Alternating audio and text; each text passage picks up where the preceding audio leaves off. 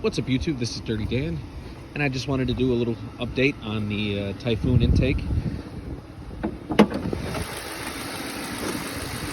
I got the Typhoon installed on the Crown Vic. It was a little bit of a project, but it went on just all right. I'm just going to shut the car off so I'm not talking over the engine. So I got the intake installed, and I just wanted to share my thoughts on the Typhoon intake and installation. So first off, the question that I think everybody's asking is there a big performance difference going to an aluminum intake from the plastic one? I honestly am not noticing a huge performance increase. It does feel like there's a little bit more mid-range power. Oh, there goes. It's really freaking cold here in New York today.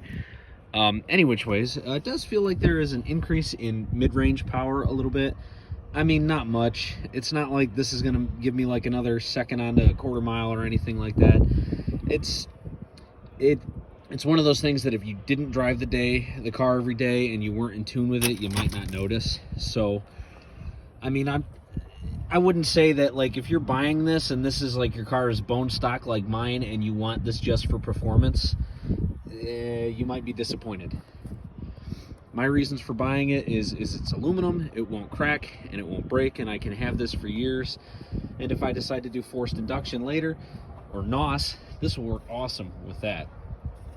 So the second was install. So the install was about the same as a stock PI intake, which honestly wasn't too difficult. I did have to figure some things out, such as a gasket for underneath the plenum here, and I had to figure out bolts. So if you watch my other video that I have about the Typhoon intake, I do talk about bolts and fasteners and all that other stuff there that you can use. So install was pretty good. The one thing I did notice with this though was that there right in the, oh, you almost can't see it here. So right here you see this little leg here off the manifold. He does not line up with this bolt here. This little hole here and this guy don't line up. They're probably about, yeah, they're probably a quarter of an inch apart. So I'm assuming because this intake was designed for the 99 to 04 Mustangs, and those had a throttle cable, not drive-by-wire like this has, I'm assuming that that's why that's in a slightly different place. But either which way, no big deal. Everything else bolted up just fine.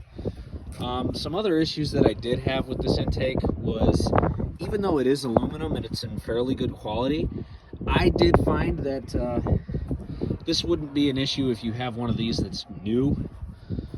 But I did find that the previous owner stripped out some bolt holes. So the bolts for the bracket here that hold the alternator bracket on were stripped out. So I just drilled and tapped them out. And actually, some of the plenum, the holes where the plenum bolts onto the throttle body were also stripped, and I had to drill and tap those out as well. So if you end up getting one of these intakes and you get it used, make sure you get yourself a tap and die kit and acclimate yourself with using it. The other thing that I would highly recommend, any bolt that goes into the aluminum should be anti-seized, so that if you do have to take it off, it doesn't gall and strip more threads and fuck up the manifold. I'm sorry, excuse my French, and screw up the manifold even more. Like these bolts here, they go right into the manifold, anti-seized.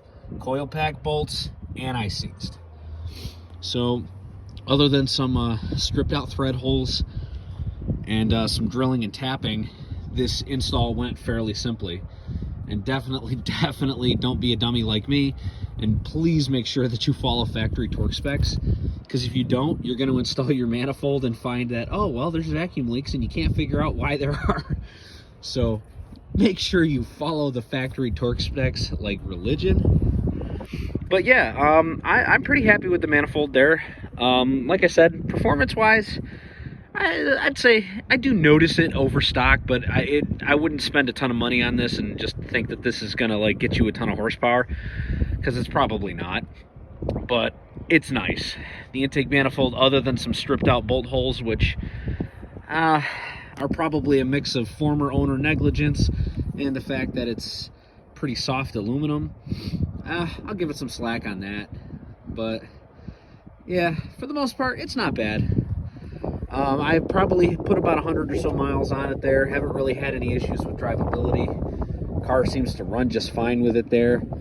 It does seem like I do notice that it seems like my fuel mileage has gone down a little bit, but I'm going to contribute that to, you know, a different shaped intake manifold. The car's kind of learning itself, and like I said, I have only driven 100 miles, so the computer hasn't learned the intake yet. But for the most part, it seems to be working pretty good. So no complaints thus far, other than what's listed here. So should you get a Typhoon for your car? If you find one for the right price, I'd do it. I'd definitely do it. This is Dirty Dan here. Have a good day, y'all.